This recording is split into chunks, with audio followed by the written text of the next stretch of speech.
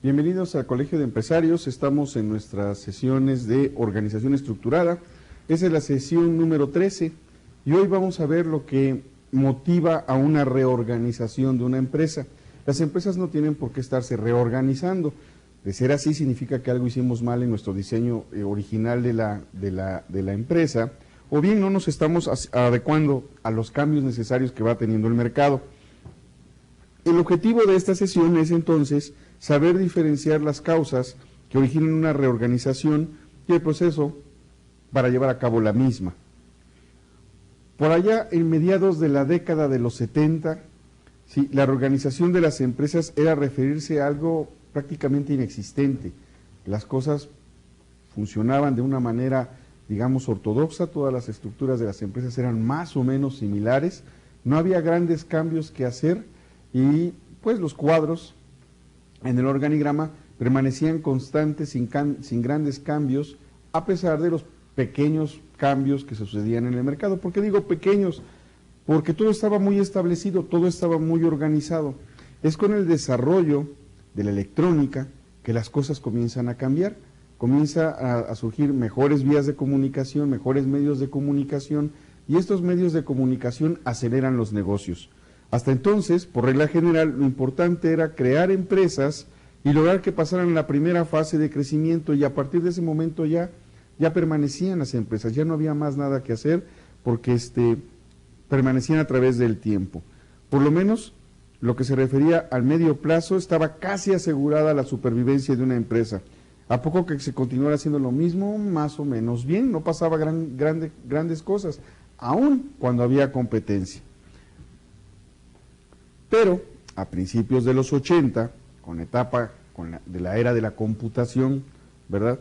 Y no digamos desde este siglo donde la tecnología nos obliga a ir más rápidos y ser globales, la estabilidad y la calma han pasado. Las empresas que hoy no se adecúan a los cambios, no los prevén incluso y se anticipan a ellos, van teniendo problemas hasta desaparecer y cediendo el turno a nuevas empresas o a las empresas que sí lograron permanecer ante los cambios que estaba sucediendo en el mercado. Sí, al igual que un navío en una mar embravecida, solo quedan tres opciones: atacar formalmente la fuerza del oleaje, dejarse llevar por la corriente o aprovechar la fuerza del mar de manera creativa. Creo que esta última opción debe de ser la que deben de seguir todas las empresas. ¿Por qué el cambio tan sustancial en los 80? ¿Recuerdan cuando estaban primero los transistores en la época de la electrónica, cuando las televisiones, voy a usar un aparato muy común, pues eran primero de bulbos y pasan a los transistores y entonces ya el encendido era prácticamente automático, comienzan los primeros controles remotos muy, pero muy primitivos, nada comparado con lo que tenemos ahora, ni siquiera en tamaño, ¿verdad? La era de la computación se está destapando, se está desarrollando, pero aún no está popularizada, incluso ni siquiera en las empresas se maneja la computación, sino es una nueva tecnología que va surgiendo y que se va adelantando. Comienzan a aparecer aparatos como el fax, que viene a reemplazar el telex. Para los que son muy jóvenes, que no tienen idea de lo que estoy hablando, el telex era un aparato como una máquina de escribir que tenía un papel, y cuando llegaba un telex era más básicamente la transcripción de un mensaje escrito.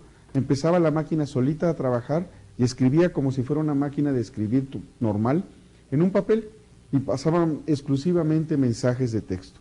Con la llegada del fax, entonces esto se agiliza, pero tampoco no era un fax como los conocemos ahora, los que todavía los conocen, porque el fax pues prácticamente está en peligro de extinción, ¿no? Entonces, ¿qué sucede con el fax? El fax reemplaza al telex, y el fax comienza entonces a permitir el flujo de información mucho más rápido.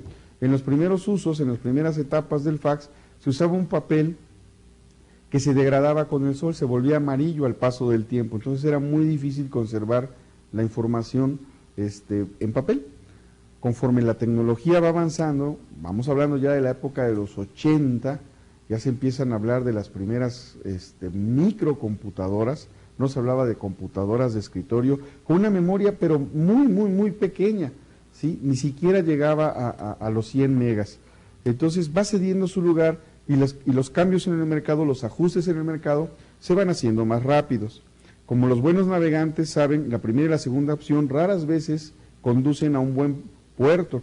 Estoy hablando de dejarnos vencer por la corriente o enfrentar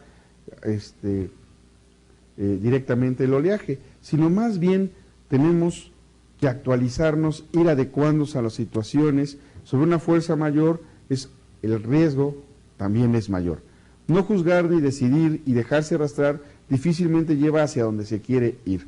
Reorganizar los recursos y ejercitar alternativas en función de las oportunidades y amenazas reales que el entorno y el mercado y la empresa objetiva presenten. Es decir, si nosotros tenemos claramente definido el camino al que vamos a llegar, debemos de prever todas las circunstancias, todo el entorno. Ahí, por ejemplo, un análisis situacional nos sirve, un análisis de oportunidades y amenazas para prevenir la mayor cantidad de las amenazas posibles y aprovechar la mayor cantidad de oportunidades posibles o probables de que se presenten. Entonces, reorganizar los recursos y ejercitar las alternativas en función de las oportunidades y amenazas, ¿sí?, es lo más inteligente que cabe hacer y lo que produce los mejores resultados. Un buen análisis para un buen diagnóstico. En la medida que tengamos información de calidad, vamos a tomar decisiones de calidad, ¿sí? Recuerden que alguna vez hicimos por ahí un cuadro de toma de decisiones. Voy a pasar al pizarrón para que, por favor, vamos a recordarlo. Estos son el tipo de decisión,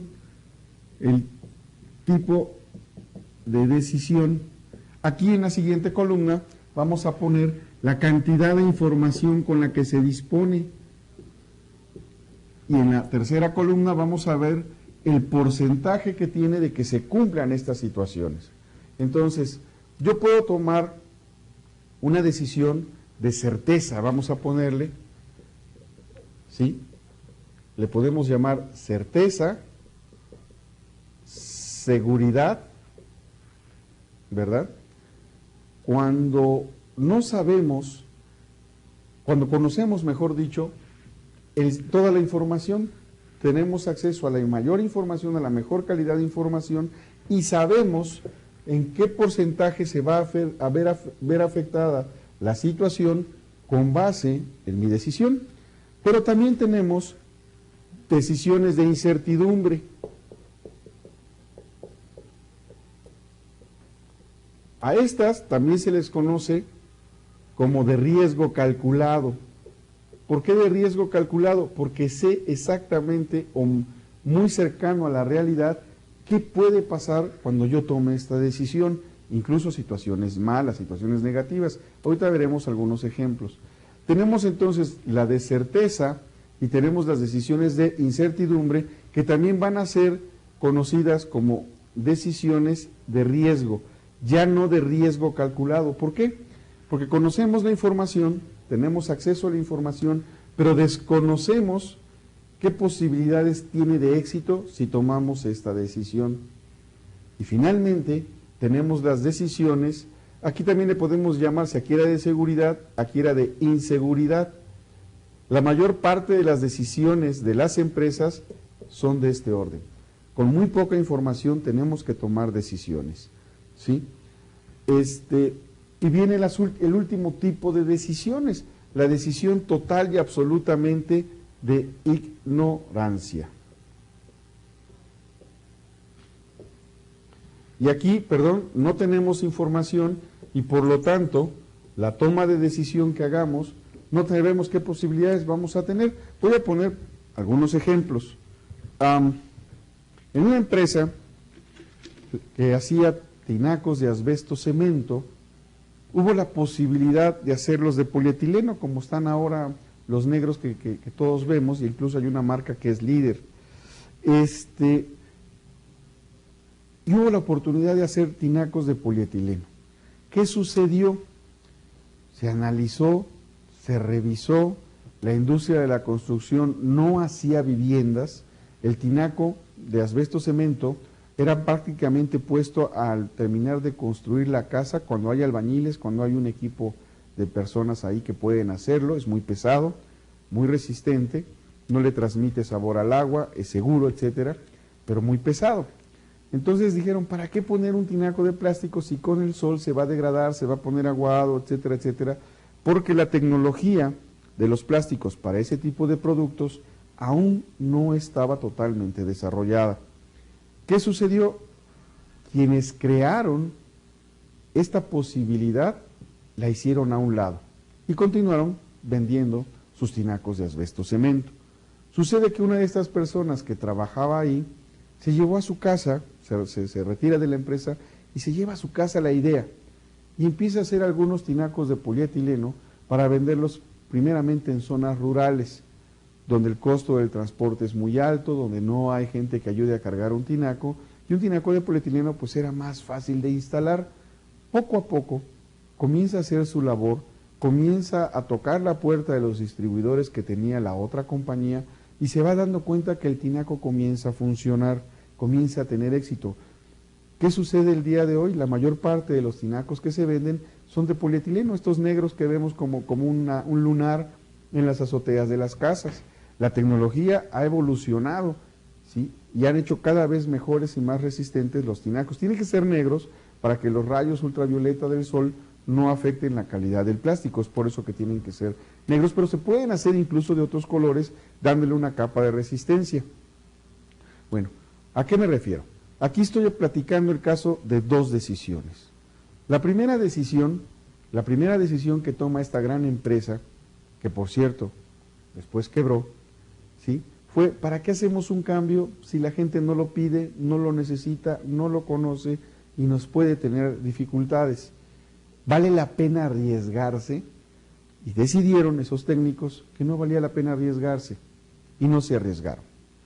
Otra persona que había estado en ese mismo grupo y que quizá tuvo también la idea de no arriesgarse, se va a su casa y para entretenerse mientras está jubilado dijo, bueno, pues voy a vender aquí donde nadie vende, donde nadie le hace caso estos tinacos, yo sé hacer la tecnología, se compró una máquina vieja usada de rotomoldeo y comenzó a hacer los primeros.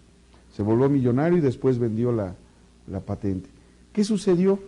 Se tomaron dos decisiones, las dos decisiones en apariencia en ese momento eran buenas. Con el conocimiento que tenemos ahora, si hubiéramos regresado a la época anterior, hubiéramos dicho no. Porque mira, el tinaco de asbesto tiene la desventaja de que requieres por lo menos de 2 personas para subirlo a una azotea. Tienes que subirlo con mucho cuidado para que no se rompa, para que no se cuartee, para que funcione, ¿sí? La tapa nada más era sobrepuesta. Cuando venían vientos muy fuertes o huracanes, en zonas de huracanes, lograba botar las tapas. El tinaco de polietileno, la tapa se atornilla. Esa situación estaba resuelta. No pensaron más allá de lo que podía gustarle o no al mercado. El color negro tampoco les agradó. Digo, se ve muy feo en las azoteas. Fueron detalles que en ese momento eran importantes, porque así era el mercado. Pero nunca se imaginaron que el mercado iba a cambiar. Y con la llegada de los plásticos, ¿sí? Los plásticos ahora son más resistentes. Estamos rodeados de plástico. Pero hay otro antecedente. Entre el tinaco de asbesto cemento y el tinaco de polietileno, en medio surgió un tinaco de fibra de vidrio, que fue totalmente un fracaso, se agrietaba y se rompía fácilmente. Con ese antecedente previo al tinaco de polietileno, la decisión que se toma es, no fabriquemos el de polietileno, ¿sí? ¿Por qué? Porque no están funcionando y la imagen de la empresa, el nombre de la empresa, pues es una empresa de calidad y de prestigio, no nos vamos a arriesgar haciendo productos que fracasen en el mercado. Volvemos a la decisión, en ese momento la decisión era buena, la decisión era excelente, tomaron una muy buena decisión, pero años posteriores que pudieron haber hecho el cambio, cuando el mercado empezó a aceptar al tinaco de polietileno y a pedirlo, ellos siguieron en su soberbia, no hombre, el tinaco no va a funcionar, acuérdate los primeros que hicimos, pero ya habían pasado los años.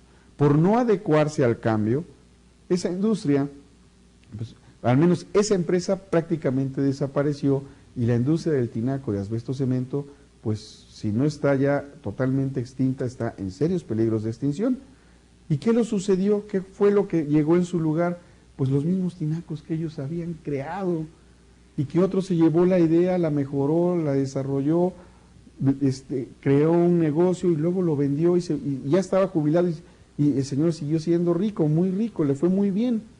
Vean cómo la toma de decisiones, ¿sí?, a veces no solamente impacta en una área determinada, en el área de ventas, en este caso puede impactar en toda la organización.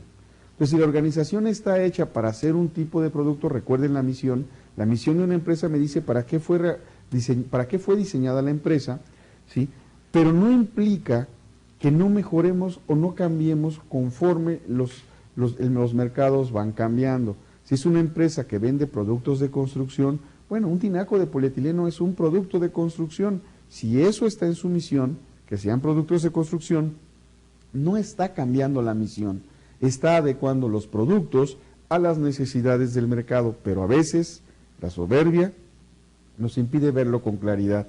Antes de pensar cómo reorganizar una empresa, se deben clarificar muy bien las oportunidades y las amenazas. Debemos estar muy ciertos, muy claros de qué es lo que puede pasar.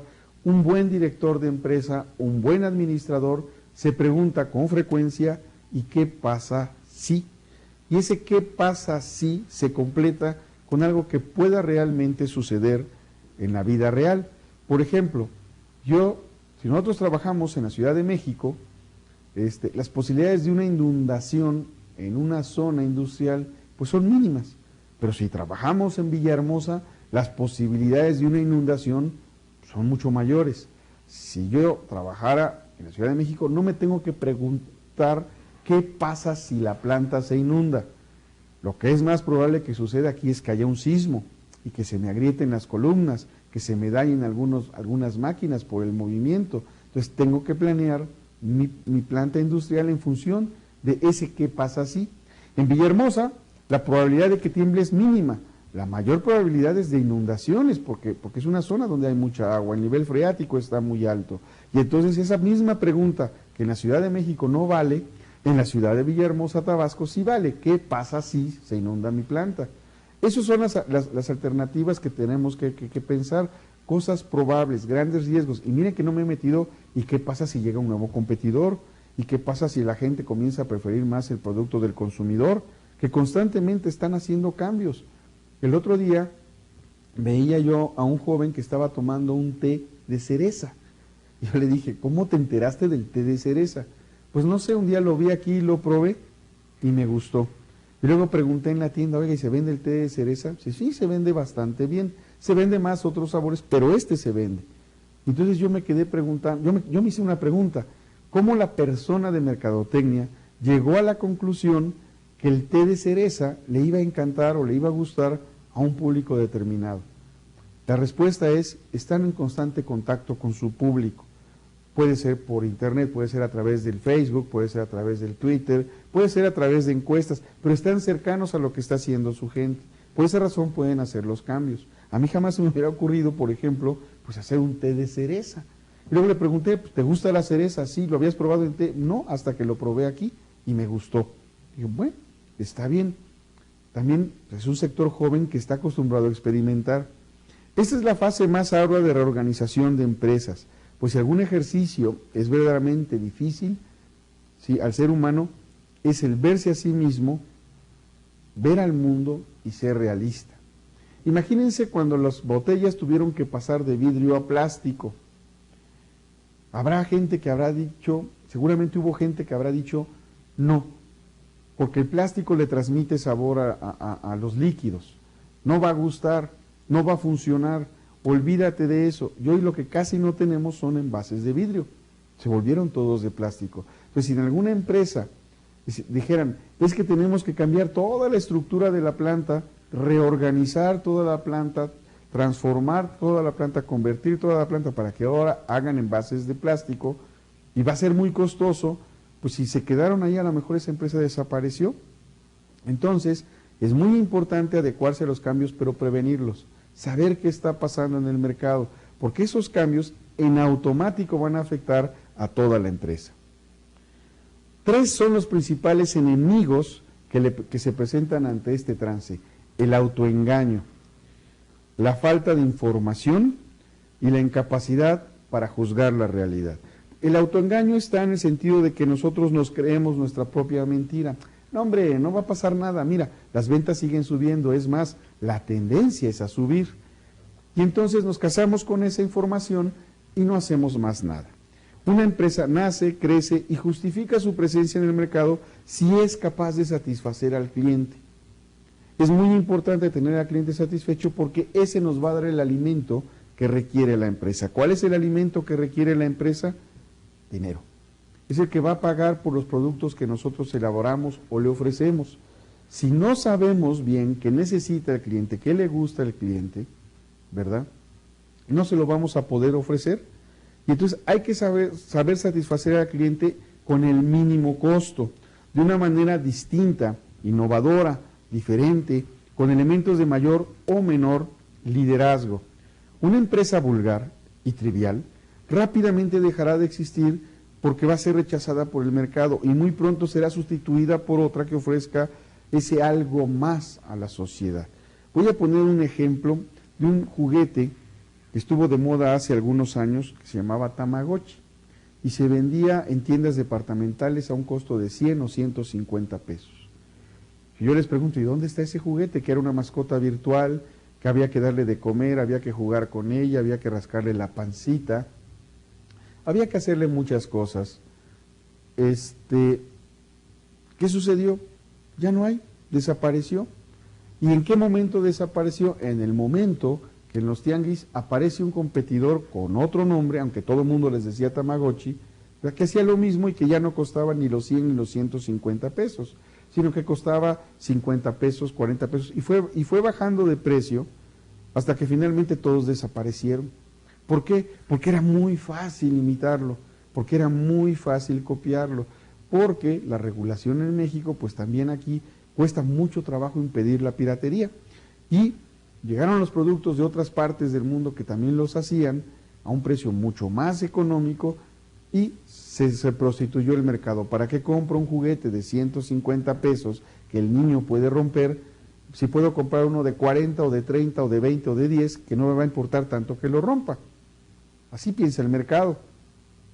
¿Qué hicieron los del Tamagotchi? No lo sé, quizá debieron haber hecho otro producto, otro juguete, pero si se quedaron ahí, seguramente iban a desaparecer.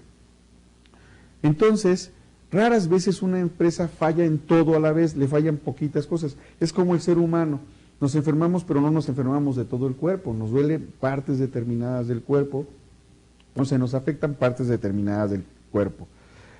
Más habitual es que en uno de los 3 puntos fundamentales que voy a mencionar, falle la empresa. Número 1, satisfacción del cliente.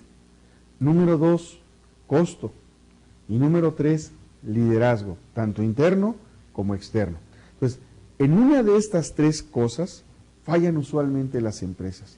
La más importante, diría yo, es satisfacer al cliente. Si no le damos satisfacción al cliente, ¿sí?, ¿qué va a suceder con el cliente? Pues se va a ir a donde sí encuentre la satisfacción, que sí encuentre el producto de la manera que mejor le guste, de la manera en donde mejor lo traten, donde cumplan todas las necesidades que tiene su cliente. El costo, si los costos con los que yo estoy haciendo mis productos comienzan a subir y no los cuido, no los controlo, voy a tener que impactar los precios de venta de mi producto. Y inmediatamente voy a pegarle al cliente porque el cliente va a tener que pagar más por el mismo producto que estaba acostumbrado a utilizar. ¿Qué va a suceder con el cliente? Pues va a comenzar en un momento dado a buscar un producto similar con un precio más bajo. Si se fijan, el costo puede matar a mi empresa por dentro, pero también por fuera en la relación con el cliente. Y el liderazgo, tanto interno como externo, de una empresa que no sabe a dónde va, y su gente también se da cuenta que no tienen dirección ni rumbo. Entonces, de esa manera, las empresas se pueden dañar, ¿sí? Estas son las 3 partes débiles de un eslabón que van a formar la cadena del éxito empresarial. Aunque, como dije yo, raras veces se va a fallar todo a la vez, pero también raras veces estos 3 se van a presentar de manera aislada. Normalmente vienen acompañados y uno con más peso que el otro. Si el producto no logra satisfacer al cliente, una de las decisiones clave en las empresas es la del desarrollo de nuevos productos. Hablábamos de los tinacos, por ejemplo, ¿no? Entonces, desarrollar nuevos productos. A las personas les gusta tener nuevos productos. A las personas les gusta estar constantemente probando, innovando, conociendo más y mejores productos. Una de las decisiones clave entonces en una empresa es hacer nuevos productos, que la empresa constantemente esté creando nuevos productos para llevar al cliente. En algunos casos es de supervivencia el estar creando nuevos productos. El éxito o fracaso depende de la compañía. La industria editorial de todo el mundo, si no está sacando constantemente libros nuevos, pues va a tender a desaparecer. ¿Por qué? Si yo tengo una editorial y tengo 3 o 4 libros que son bestseller, pero no estoy constantemente alimentando a mi público con nuevas ediciones de otros libros, de otros autores, estos se van a ir alejando a donde encuentren la variedad deseada. Si ustedes se han fijado alguna vez en una tienda departamental o en un Sanborns, la sección de libros siempre tiene un letrero que dice los 10 más vendidos, y entonces están en una mesa.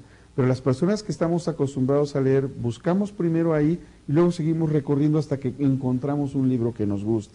Si no hay novedad, no hay venta, ¿sí? Las necesidades de los clientes deben ser auscultadas continuamente por la empresa. Peter Drucker, un gran gurú de la mercadotecnia del siglo pasado, decía, los managers deben tener la oreja pegada al mercado siempre. Y aquí pongo el ejemplo de Fruitsy. Fruitsy, en sus orígenes, pues era un frasquito de plástico con algún jugo, ¿verdad? Pintado, el agua pintada, y entonces los niños empezaron a morderlo por debajo, luego lo congelaban y lo chupaban como si fuera una congelada, pero el punto es, no lo destapaban, lo mordían por debajo para chuparlo o beberlo. ¿Qué sucede con los Fruitsy hoy en día? Traten de ustedes de quitarle la tapa a un Fruitsy y van a ver qué complicado es, cuesta mucho trabajo, ¿verdad? Pero en cambio, si lo queremos morder, es muy fácil morderlo. Rápidamente se puede uno comer el plastiquito que está abajo o romperlo. ¿Qué sucedió? La gente de mercadotecnia de Fruitsy estuvo pendiente de qué hacían los consumidores con el producto. Y dijeron, bueno, si lo vamos a apretar para beberlo o vamos a tener una congelada, démosle más resistencia a la tapa para que no se pierda la tapa y no se mojen. Y entonces en la parte inferior pongamos un plástico más delgado para que con una simple mordida o dos se pueda arrancar y no se lastimen los dientes. Eso es estar al pendiente del mercado y el Fruitsy sigue. Han salido otras competencias, han salido los productos, por ejemplo, Bonais, que es una congelada, pero los Fruitsy se siguen vendiendo para congelarlos y después chuparlos. Tiene un encanto. Además, muchos de los niños, después de que terminan de beber el Fruitsy, lo ponen en sus bicicletas para que haga ruido, ¿sí? Todavía por ahí se sigue conservando este hábito. En algún momento desaparecerá, pero hubo un observador que dijo, vamos a hacer esto. Y una planta, una estructura comercial, una organización estructurada que dijo, va, tienen razón. Y se adecuaron a eso. La empresa sigue trabajando. Sin embargo, tantas las necesidades como las soluciones técnicas para poder producir bienes y servicios que las satisfagan, cambian. Al rato el Fruitsy va a pasar de moda. Yo recuerdo cuando era niño, el Boing, que todos ustedes recuerdan, que tiene un envase de Tetra Pak, y el máximo placer que teníamos como niños era ponerlo en el piso y tronarlo. El otro día había un niño haciendo lo mismo que yo hacía cuando tenía 10 años. Sigue funcionando, hay cosas que siguen permaneciendo. De pronto desaparecen del mercado, se le da una nueva imagen, pero con el mismo formato y vuelve a funcionar. Otro ejemplo de cosas que a veces regresan. El gansito. Yo cuando era niño mi mamá me premiaba con un gansito. Hace unos años hubo una campaña de Recuérdame y todos aquellos que cuando niños comíamos el gansito y ahora teníamos niños en edad de comer el gansito, pues volvimos a comprar gansito. Se refrescó, renovó, regresó. Claro, la envoltura es diferente, el sabor también ya no es el mismo, las cosas van cambiando, pero volvió al mercado. Entonces, desarrollar nuevos productos exitosos es muy difícil, pero muchas veces podemos hacernos cargo de un producto que ya está en el mercado y darle una renovada, una remozada y volverlo a presentar. La manzanita Sol Yo me acuerdo del refresco de manzana, el Manzanita Sol, que nos lo daban cuando estábamos enfermos del estómago. Si estabas enfermo del estómago, entonces tu Manzanita Sol para el estómago. Por alguna razón pensaban las mamás que con eso nos curábamos. Y era una botella, ahora es una lata. Es una lata porque me refiero, es un envase metálico, no es porque sea una lata el producto. Cambió, se actualizó, mejoró, ¿ok? Entonces hay que estar siempre renovándose. La forma tradicional de lanzamiento de nuevos productos se basa en un proceso secuencial. Los sistemas de desarrollo de nuevos productos consiguen dos objetivos. Uno, una mejor comprensión de las necesidades de los clientes. Y dos, una mejor comunicación con las áreas funcionales, ¿sí? Si no logramos estas dos cosas, no vamos a funcionar. Me van a decir, oye, pero estamos hablando de reorganización. Muchas personas piensan que la reorganización son cambios en los puestos o en la planta productiva de las empresas, pero para que haya una reorganización verdaderamente, lo primero que tenemos que reorganizar son nuestras ideas. La primera reorganización viene en la cabeza, tenemos que pensar cómo reorganizarnos, y ahí es donde comienza todo. Para que este proceso de desarrollo de productos tenga éxito, es necesario, número uno, desarrollar una estructura organizativa que permita tomar decisiones entre grupos de distintas áreas funcionales. Les hablaba yo de esta empresa que fabricaba tinacos de asbesto y que en un momento dado decidió no cambiar al de polietileno, firmando prácticamente su sentencia de muerte, pero pudieron cambiar posteriormente y no lo hicieron. Ese fue un problema. Construir un equipo sólido, organizado y altamente motivado, un equipo que no le tenga miedo al cambio, que no le tenga miedo a hacer pequeñas variaciones o grandes variaciones en su proceso de trabajo con tal de que le sigan dando satisfacción al cliente. También transmitir eficientemente la información desde su origen hasta el último usuario de la empresa. Todo mundo debe de estar perfectamente enterado de qué es lo que quiere hacer la empresa. Vamos al problema del costo. El primero era la satisfacción del cliente. Ahora el costo. Este problema del costo ofrece la ventaja de que se nos presenta de manera cuantitativa. Lo que quiere el cliente es muy difícil saberlo. ¿Por qué es muy difícil saberlo? Porque a veces ni nosotros mismos sabemos qué queremos. Si yo le pregunto a alguien, oye, ¿por qué te compraste este saco? La respuesta real, verdadera, honesta, debe de ser porque me gustó. ¿Sí? Pero no nos ponemos a decir, es que mira la textura de la tela, ve la caída, ve cómo bien ajusta. Esos son argumentos de venta. Pero la gente compra las cosas mayoritariamente porque les gusta. ¿Por qué escogiste ese color? La respuesta franca, sincera y honesta es, me gusta. Y entonces, ¿cómo saber por qué le gustó? Si ya sabemos que le gusta, pero si sabemos por qué, podemos satisfacer mejor las necesidades. Entonces, el costo es cuantitativo, no es cualitativo, como sería la satisfacción del cliente.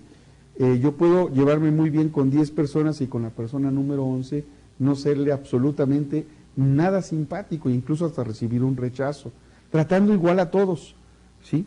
Lo mismo nos pasa del otro lado.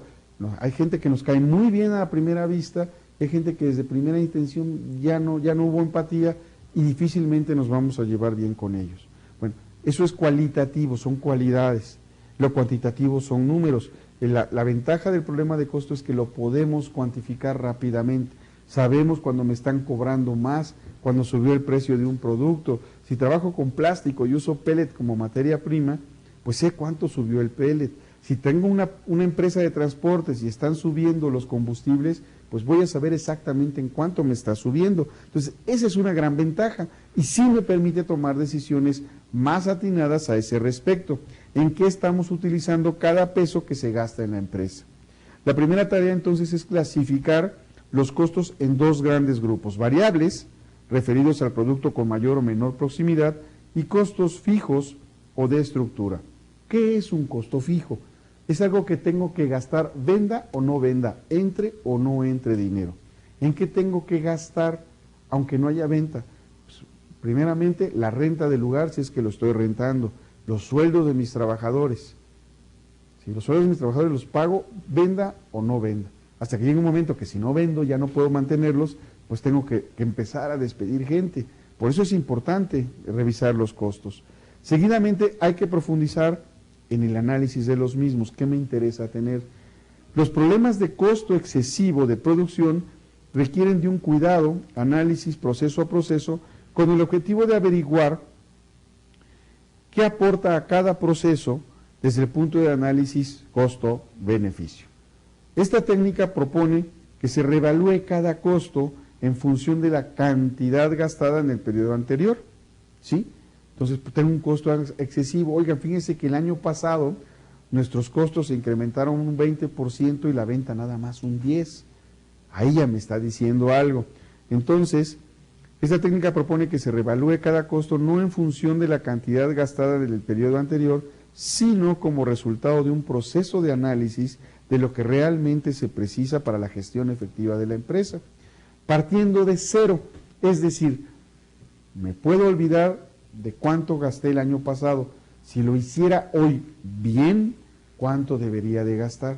Y este es un costo que se llama en base cero, costo base cero, porque es como si volviera a empezar sin tener ningún antecedente. Si como yo lo estoy haciendo me sale más caro, como yo lo estoy haciendo, si me sale más caro que partiendo de una base cero, entonces tengo que actualizarme. Si como yo lo hago ahora sale más económico que si lo quiero volver a empezar, me quedo como lo estaba yo haciendo. Otra técnica para analizar costos se llama el ABC, Activity Based Costing. ¿Qué significa esto? Cada actividad tiene un costo y la suma de esas actividades, ¿sí?, me va a dar el costo total de un producto. Me permite eliminar lotes de costos indirectos y distribuirlos por actividades. La actividad A, B, C, D, de principio a fin, son los costos ABC. Se van sumando todos los costos. Pone de manifiesto las actividades que no generan valor o que necesitan ser rediseñados. Una actividad que no genera valor es una actividad, hay actividades en la empresa, todas las áreas funcionales de la empresa gastan dinero. La única que además de gastar ingresa es ventas, está diseñado para eso. El problema es cuando gasta innecesariamente o cuando gasta mucho. Incluso hay áreas que no se ve su resultado y pueden ser muy costosas. De término coloquial, siempre cuando nos referimos a las oficinas corporativas de una empresa, algunos dicen el decorativo, porque ahí están todos los jefes, todos los que ganan muy bien, los que tienen muchas secretarias, pero que no se ve en esencia el resultado de su trabajo, por eso el decorativo. Bueno, desde ahí ya hay un título que se le está dando a algo. Aumenta también la importación de costos, como la preparación de máquinas, logística, preparación de pedidos, usualmente no discriminados en la contabilidad. Usualmente ese incremento no se toma en cuenta. No se toma en cuenta cuando suben los pedidos, la gente trabaja más, trabaja en desorden, se le carga el trabajo, comete errores, hay que repetir, hay que hacer reprocesos y eso lleva un costo que no se ve porque no queda en un producto, queda en papeleo, queda en trabajo administrativo. Delimita actividades principales y secundarias. Las principales, o vamos a llamarle prioritarias, son producción y ventas. Y no le voy a llamar secundarias, le voy a llamar de soporte, finanzas, recursos humanos, aseguramiento de calidad, investigación y desarrollo, sistemas, etcétera. Permite también identificar las causantes de costos, los cost drivers, o los factores de variabilidad. Hay sectores que de pronto nos generan mucho costo, ¿sí? Hay que identificarlos. Por ejemplo, en la preparación de la nómina, generalmente la principal causa de costos será el número de empleados. Y en actividad credit management será el número de clientes. Si yo tengo más empleados que clientes, pues definitivamente debe ser un cliente muy poderoso para que nos mantenga a todos. Debe de haber un justo balance. También nos facilita la toma de decisiones estratégicas haciendo un tipo de costeo ABC.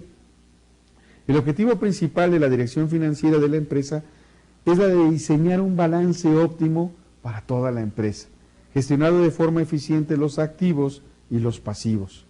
Bajo este punto de vista, los costos financieros no solo son el costo de la deuda, sino también el costo de la gestión de dichos activos. Regularmente existen 3 vías de reducción de costos. La primera, incrementar los fondos propios. Alguna vez en una junta de dirección decía el director, tenemos problemas, los costos nos están comiendo, ¿qué podemos hacer? En ese tiempo yo era director de ventas y le dije, pues vender más. Y se voltea y me dice, no se burla, ingeniero. Dije, no, no me burlo. La solución es vender más. De momento tenemos que vender más. Y para vender más, yo ya traía mi plan. Haciendo una serie de descuentos en algunos productos, podríamos incrementar la venta sustancialmente. Solo que ese director era enemigo de los descuentos. Y yo particularmente lo soy cuando el descuento no tiene sentido, porque nos hace perder dinero en la empresa. Pero descuentos bien concentrados, bien llevados, ¿sí?, me hace que la gente pueda consumir más y vender mejor, ¿sí? Reducir la inversión. Si estoy en un proceso de inversión, aplicando técnicas de gestión de activos fijos y de activos circulantes, la gestión de stocks, gestión de crédito, clientes a clientes, gestión de tesorería, reducir lo que estoy invirtiendo en eso. Hay cosas que ya puedo hacer de manera sistémica a través de un programa. Y por último, optimizar la estructura del pasivo exigible, básicamente adecuando las deudas a las inversiones existentes, que sean mayores mis inversiones que mis deudas en términos de plazos y costos. ¿Cómo me afecta la falta de liderazgo? El tercer problema es la falta de liderazgo. Bass, en 1982, define el liderazgo como una interacción entre miembros de un grupo. Los líderes son agentes del cambio, personas cuyos actos van a afectar a otra gente y a las acciones de esas otras personas.